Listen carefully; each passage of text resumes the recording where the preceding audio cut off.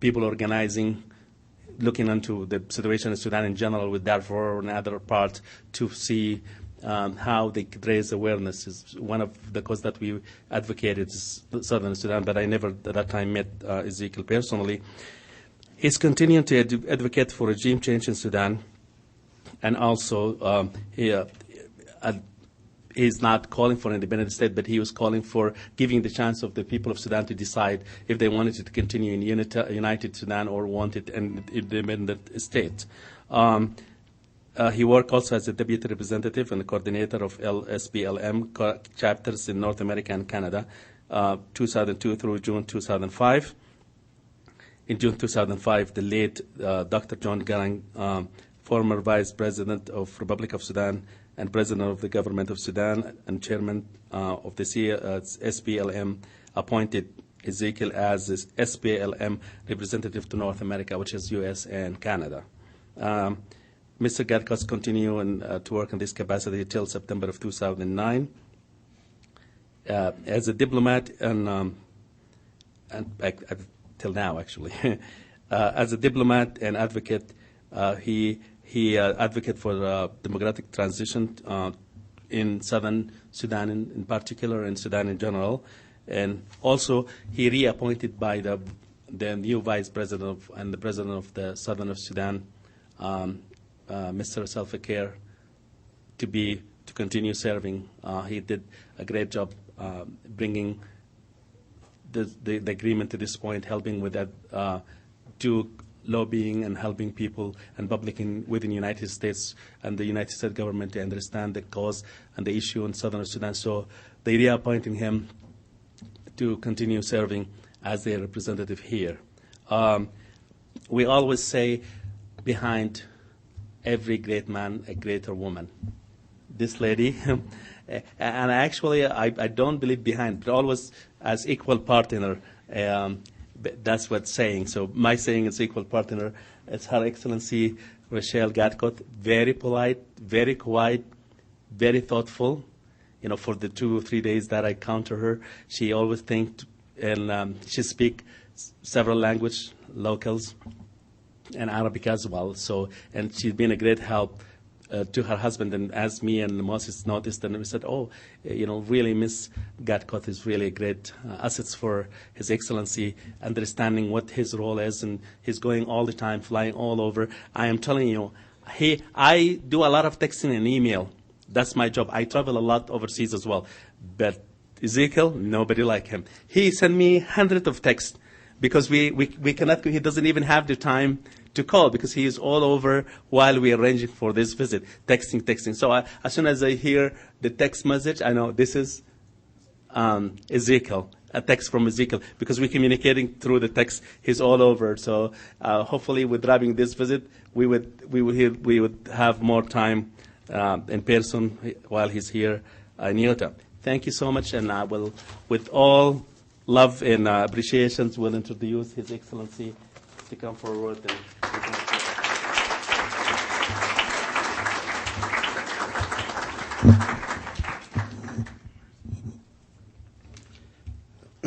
Thank you very much, Al, or Uncle Al. Thank you very much, Professor Peterson. I will try to be actually briefed because I want it to be more interactive so that you can ask questions. And if you have concerns or you have not heard of Sudan before, then you need to know more so that you can learn about the history of Sudan. And I'm sure, let me just ask a simple question. How many of you have heard of Sudan before, or Darfur? It's almost everybody. Of course, thank you very much. I'm so happy to be here. Thanks for your kind words and introduction.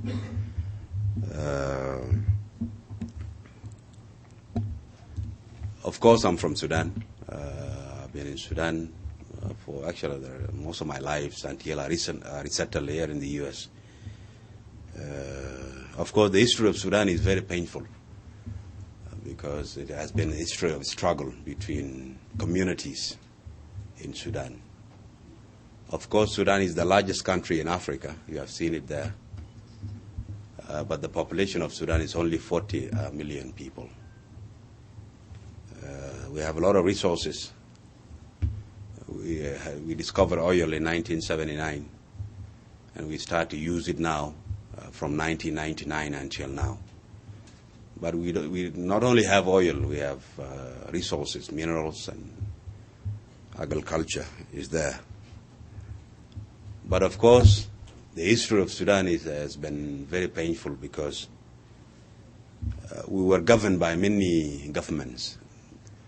The Turkish, they were there governing Sudan. When they left, the British took over. And then when they were about to leave, the Egyptian and the British, they had an agreement how to govern Sudan. And they formed an administration called Anglo-Egyptian Condominium. And in that condominium, it is basically the Egyptian and the British having control over Sudan for years, until 1956, when the British decided that they wanted to go back to England. I think they had enough. They were governing this country and also India and many countries. And I think there is a saying that the sun never set in the British Empire. But I think after that, the sun managed to go down. They went back to England. And before they left, they decided that, of course, Sudan is divided into two communities. Because by then the name Sudan is actually called Balad el-Sud. It is the country of black people. But of course, the Arabs decided to come from the Arab world going to Sudan many years ago. And then they met people like me in Sudan. And that's why they decided to call, well, this is the country of black people. And they started to resettle, and they started to push the blacks down to the south. And if you can see the map there, I'm from the south. And then the north become predominantly Arab. And also the Muslims were populating the north. And then British decided that, well, because by then the vision of Islamizing the country and Arabizing the whole Sudan and also pushing their vision southward, trying to Islamize the whole East African countries, the British decided that there has to be a law that will restrict them from moving southwards. And they introduced a law called Closed District Ordinance. Basically, it means this Closed Districts Ordinance is actually saying that for you to move from north to south, you have to have a visa. By then it was actually a departure order. You need to have a document showing that you are from the south and you are going northwards, and the reasons is that you are going to do this and that.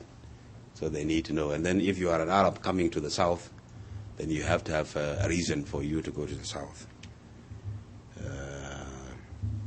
Until, of course, basically the country was governed by the two administrations, the one in the north and the one in the south. Until when they decided to leave in 1947, they called a conference in Juba. Juba is the capital city of the south. They decided that, well, we are leaving and we are handing the south to the north. And we say, wait a minute. We are not part of the north. We are ourselves.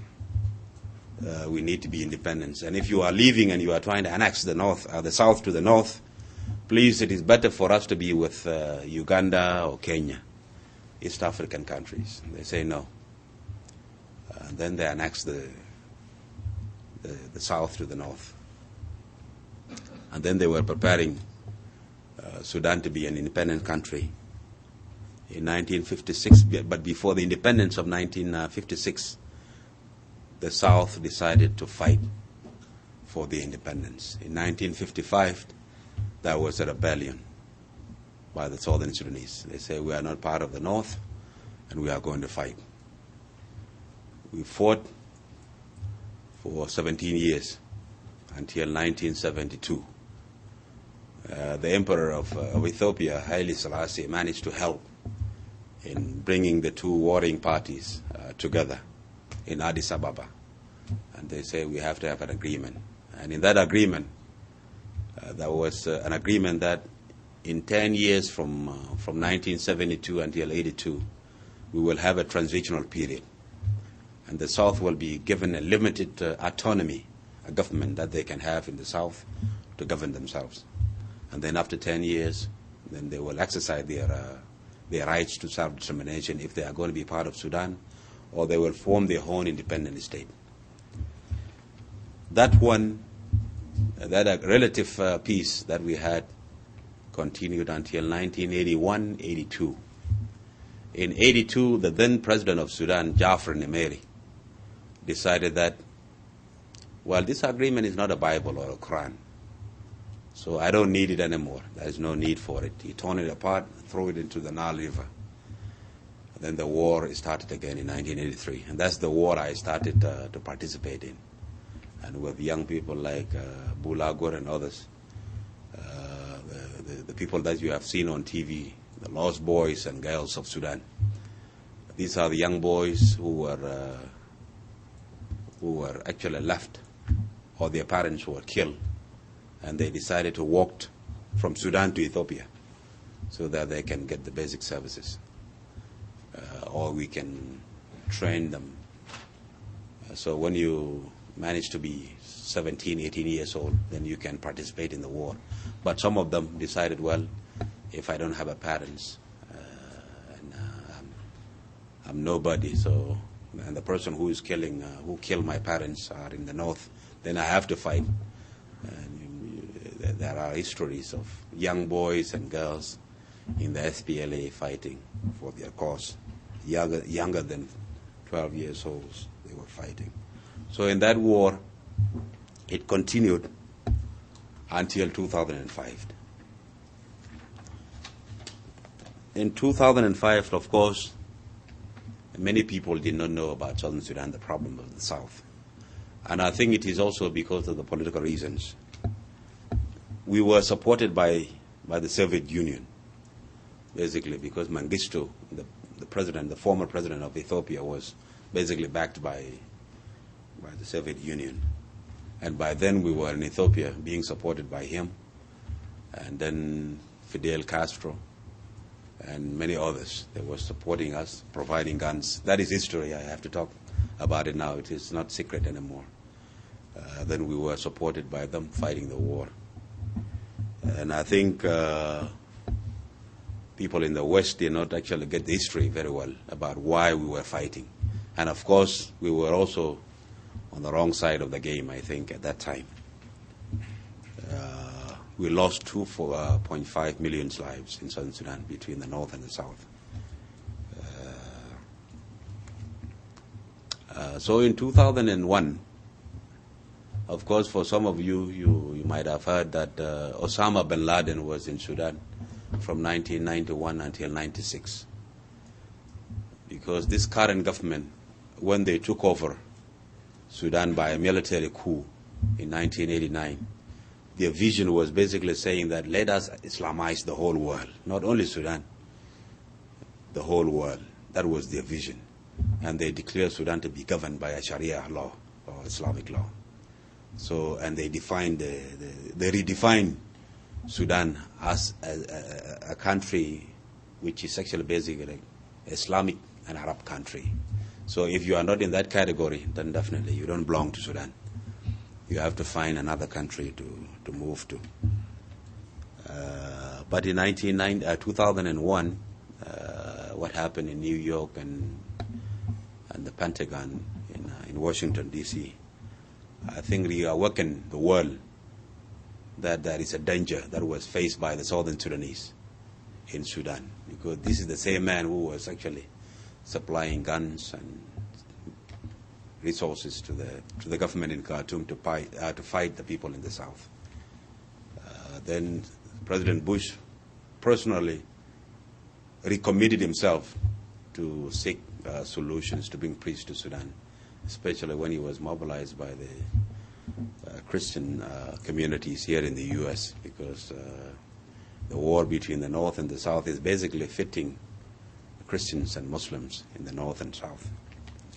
So he managed to push the two parties together, and in 2005 we have an agreement called Comprehensive Peace Agreement.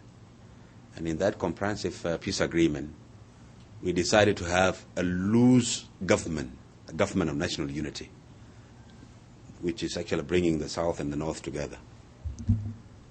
And it is actually in Khartoum. And in the South, we have our own government, the government of Southern Sudan that I represent in Washington, D.C. And then we have agreed the North will be governed by Sharia law and the South will be governed by a conventional system. So we have one country with two systems in it. Even the conventional banking system, it is in the South. In the North, it is Islamic banking system. So we have one central bank in Sudan, but two windows. The windows which is actually conventional, and another window is basically Islamic system. And this arrangement will continue until 2011, whereby the Southern Sudanese will go and vote for possibilities that they will vote for independence of the South.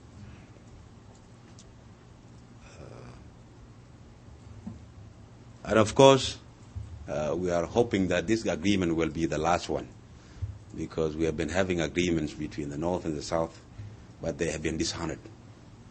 We go back to square one, like what I was telling you about, 1955 to 72, and then we went back to war again. And so we continued to actually basically fighting one another for many years. But possibility is that this agreement will be the last one. So the election is coming next year.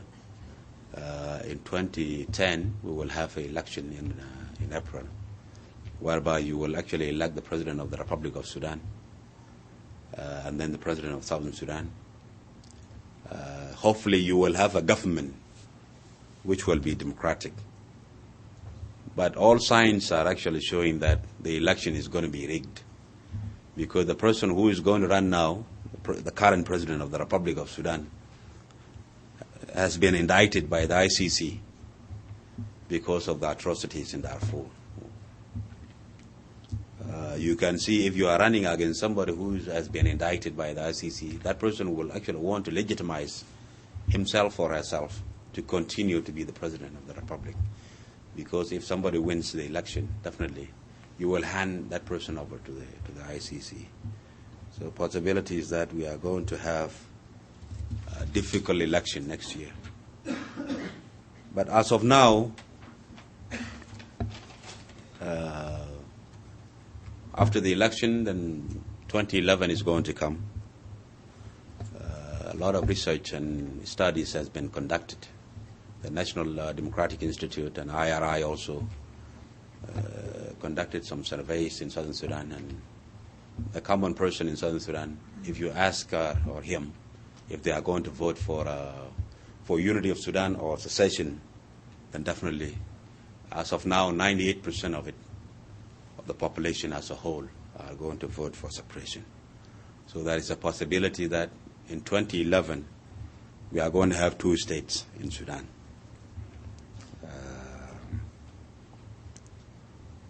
And in that scenario, if we are going to have two states in Sudan, in the South, majority of people are not educated because we have been fighting for many years. So lack of capacity is there, and also resources to run the government.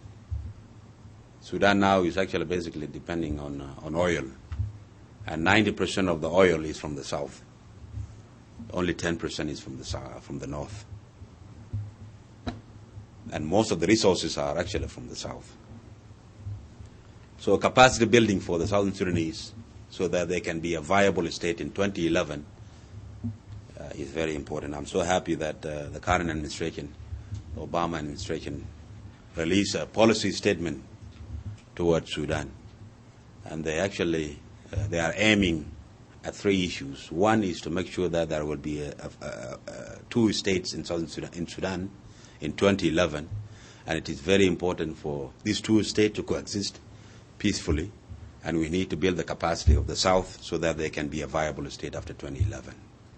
That is one scenario they are using now to approach and end the war, or actually bring an end to all these conflicts that we have been having in Sudan.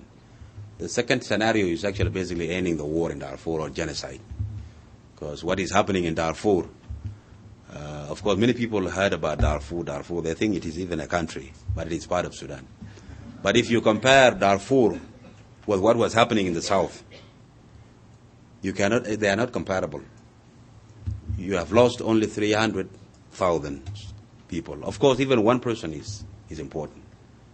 But if you compare it with the south, we have lost 2.5 million lives. And nothing was said about it. And maybe that's why I was saying maybe we were on the wrong side of the history, or the wrong side of the game, because there was still this Cold War between the East and the West, and we were being supported by the East. And then the third one is the relations between the CIA and the National Intelligence Service of Sudan, because they are providing valuable information to the CIA, on war on terror. But the U.S. government made it very clear that we are not going to compromise, or you cannot use this cooperation between the two agencies as a bargaining chip. You cannot bargain or to compromise Darfur because you are doing this on the war on terror, or compromise the agreement between the North and the South. So these are the three issues that they are strategizing on, the U.S. government. So possibility is that we are going to have a viable state in 2011, but I think it is very important for universities like BYU to help in capacity building. And I think I wanted to urge the students also to help in ending the war in Darfur, because your fellow human beings are being persecuted, basically. We thought we were the one being persecuted in the South, because we were Christians and we were traditional believers. But if you look at the people in the West, in Darfur, they are Muslims. But the only crimes is because they are Africans. They are black like me, but if you come to religion, they are Muslims. So being a Muslim also is not a card to freedom anymore in Sudan. So definitely you must also be an Arab so that you can qualify to enjoy all of your freedoms. So it is very important for students like you and others to organize yourselves so that you can make your voice heard, or your voice is heard in the world, because the world seems to be silent about how to approach the issue of Darfur. They call it genocide, but it is a very strong term. If you say genocide, then there has to be some action. Instead of saying it, I think we need to really move to end the war in Darfur so that we can have total peace. Finally, it is about what would be the incentives for the North to allow the South to go in 2011? Because most of the resources, the oil, the minerals, the Nile water, the grazing rights for all the Arab tribes that are owning cattle, they are all from the South. So basically the North is a desert. So most of the things that they are having in the North, they are getting them from the South. So what would be the incentives for the North to allow the South to go and have their own independent state? The U.S. government and also us, the two parties, we have decided that there has to be a post-2011 arrangement. Basically, post-2011 arrangement is basically saying that, yes, we have recognized that you don't have this, but can we have an agreement how we can continue to share this, especially oil? And also, can you have a soft border between the North and the South so that your cattle can continue to come to the South and have their grazing rights? And also the Nile water, because the Egypt is very concerned about the flow of the Nile water to the Egypt. And this is always a concern to them, because they think that if the South become an independent state, it will actually really affect them in Egypt. So they are really concerned about it, and they wanted to make sure that this one is not going to be cut off. So having an agreement also on how we can share water is very important. And also we have citizens in the north and also south. How can, if we are going to have an independent state, instead of saying, yes, that's it, you stay in the north and we are going to stay in the south, we have no access to each other. It's going to be very difficult for our citizens in the north and south. So we definitely need to have an agreement on post-2011 arrangement so that we can continue to coexist. Because to me personally, I think it is very important to have a good neighbor than having a very bad neighbor who can continue to destabilize you. Because even if we are having a country and they are not happy with us, then they will continue to sponsor political oppositions or military oppositions to destabilize the South. And then we will not have peace in Southern Sudan. The same we can do it also with them in the North. I'm sure people in Darfur, they are not happy with them. We can give them guns to continue fighting the North. So it is going to be very difficult if we don't have an agreement how we can coexist together as two viable states in 2011. I think I will just stop here, and I'm so happy to be here, and I will entertain some questions if you have. Thank you very much.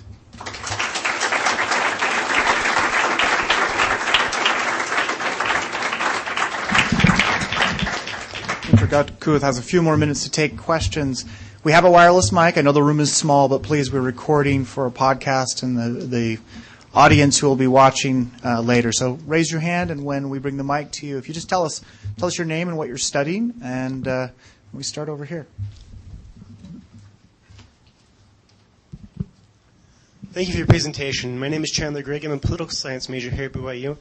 And I was just wondering your opinion of the influence that China has in Khartoum. Is that a significant sway, or is it positive or negative what they're doing with the oil industry? Are they developing it, building it in a way that will help improve and industrialize Sudan, or will it ultimately undermine them? Thank you. Yeah, I can take two if you don't mind, or I can answer them one by one.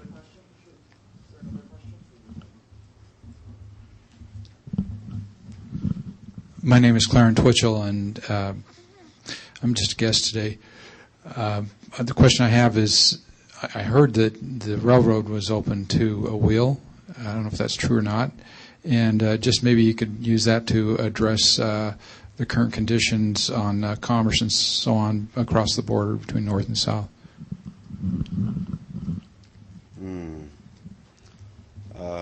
China. The Chinese are the one actually taking the oil from Southern Sudan. Of course, during the war, the Chinese are basically in control of the whole oil business. And I think Khartoum gave them free access. And they gave them also distorted information about where the oil is. You know, they thought that the oil is from the north.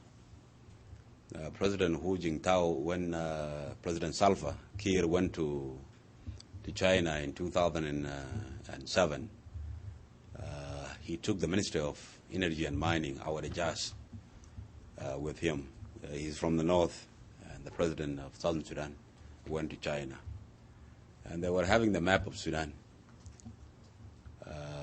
Of course, Salva was telling him it is very important for Chinese, or you as the president of the Republic of China, to start having formal relations with the South. Because in 2011 we are going to go, and all of your investment in Sudan are no longer there. They will not be there anymore.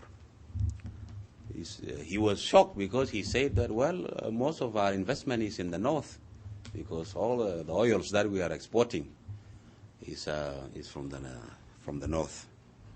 And then the president of South Sudan told the Ministry of Energy and Mining, who is from the north, and who has been misinforming them about where the oil wells are, was told by Salva, you tell them where the oil is from.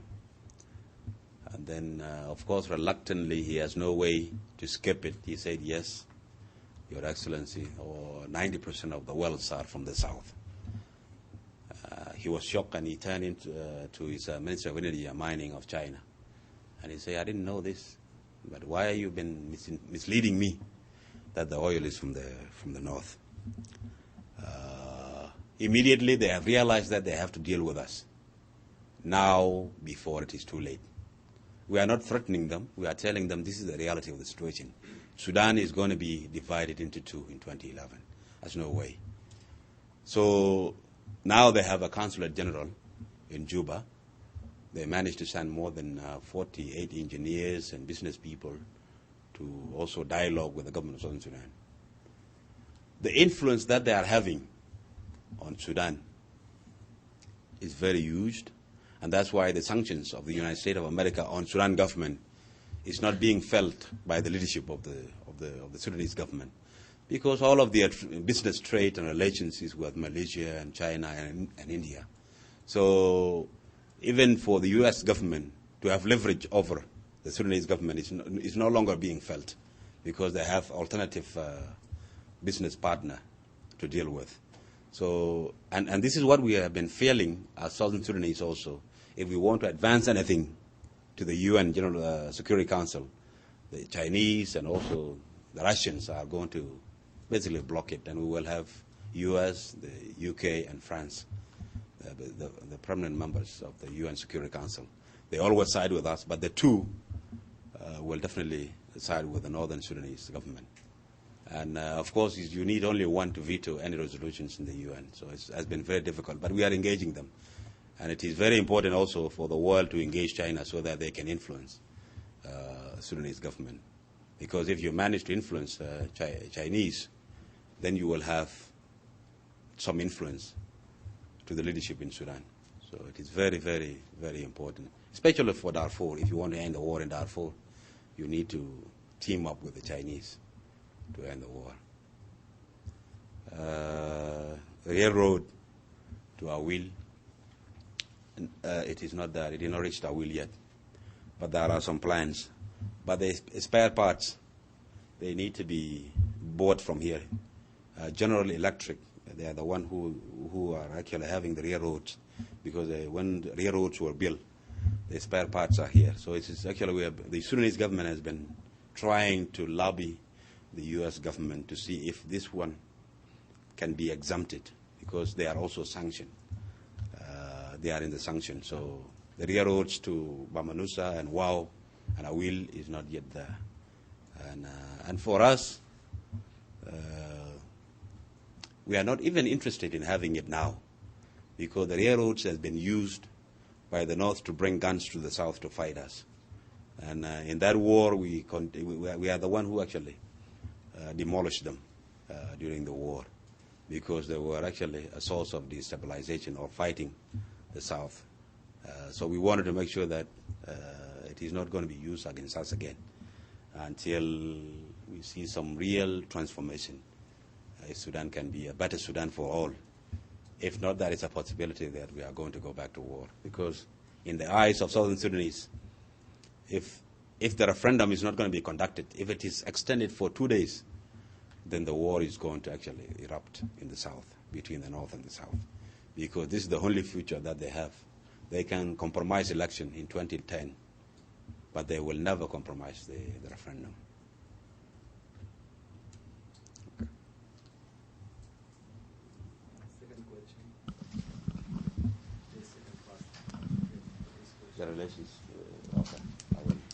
Hi, my name's Elizabeth Oliphant, and I'm a history major. I just have a question about the status of women in Sudan, and how involved women are in the process that will be hopefully happening in 2011 with the division, and just, I don't know, how women are treated and educational opportunities for women in Sudan. Okay.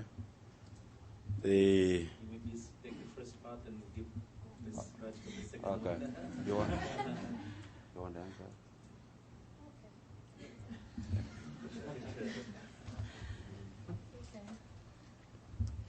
Thank you for the question. My name is Rachel. I think it will be like when you build a house, you started the house, and then it's hard to start it, and when it is finished, and then you feel good. It's just like something will happen in year 2011 if we're going to have our independence. Of course, we will participate in everything, and I think there will be change because we are women. We will not be treated like the way we were before. And it started from now, most of the women, they have a high education, they qualify, they go to school, and they've been doing a lot of things. Right now in South, we have some women, they are even ministers. They involved in government. And before, we don't have that. And if you go to the North, you can't even find that. They could have, they could be qualified for education, they have PhD, they have whatever, but they are not even allowed to join the government at all. But right now in South, it's kind of like we started, and I think that it's going to be more higher than what we have right now. Yeah, as she said it,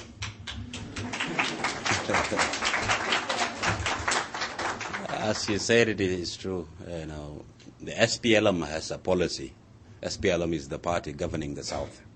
We have a policy in our constitution that 25% of the government positions will be given to women. And then in 75, also they will compete with men. But 25% is just a reserve for them so that they can participate in governing the country. So it is actually incorporated in the Southern Sudan Constitution and also Sudan Constitution. So next year we are going to have more women in the North also. But this year there are very few. And I think if they are not in the parliament, I think there are only 10. But we will have more. The border between the North and the South, it is not yet demarcated. There are areas that are actually being contested. Especially the North, when the oil was discovered, they moved the border southward so that they can actually take the oil to the North, because in their mind they knew that Southern Sudan is going to be an independent state. So it's better to move the border southward so that the oil areas remains in the North. So we are still having a committee discussing the demarcation of the border. And also I'm a member of the committee which is actually working out the post-2011 arrangement, how we can share resources after 2011. I think this is what you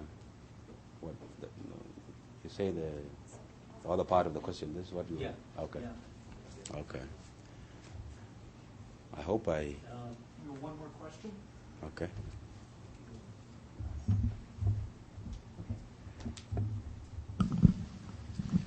Hi, I'm Scott Jenkins from Southern Sudan Humanitarian, and I've spoken with you before briefly on the phone. Yes, we did. Yes. And I appreciate your advice on that occasion. How was your trip?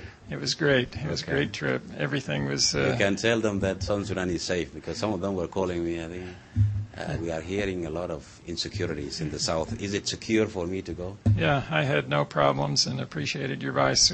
We left on the day that al-Bashir was indicted by the World Court, so we were kind of worried because of all the news, the negative news.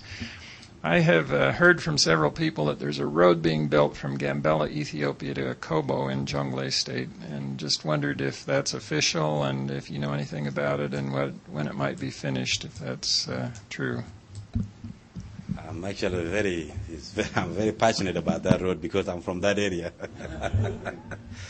Yeah, the Ethiopian government and the government of Southern Sudan, we have agreed to actually build, roads from Gambela to Akobo and also to Maiwut and the Joko area. This is where I'm from, in Lol Gatkuoth. So there is actually, it has been started on the Sudanese side. And also the Ethiopian, they have started, but they are not actually yet linking up. But it is official, yes. And we wanted to do that. Not only the road from Gambela to Akobo, but also the one through Dima and also Boma. So we are trying to link up that also, yeah. Any idea on timing on that? I don't really know the timing. I have to cross-check with the Ministry of Roads and Transports. because I was really pushing him last year about this road, because it is very important for me, because I think in 5-10 years from now, I wanted to do business so that I can make money. You don't make money in the government. Okay, thank you.